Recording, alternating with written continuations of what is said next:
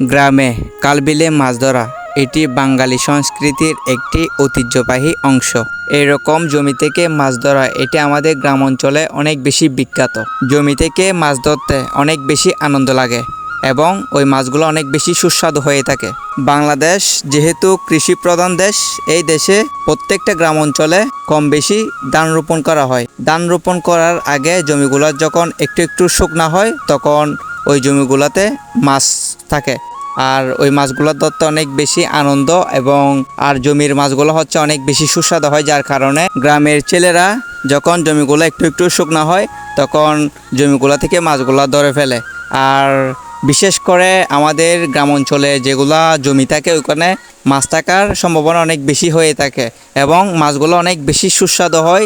যখন মাছগুলো ধরা যায় তখন অনেক বেশি আনন্দ লাগে।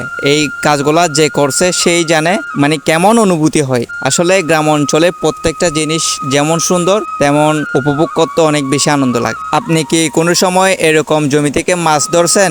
যদি কোনো সময় ধরে থাকেন তাহলে অবশ্যই আপনার অনুভূতিটা শেয়ার করবেন, মানে মাছ ধরার সময় আপনার কেমন লাগছিল।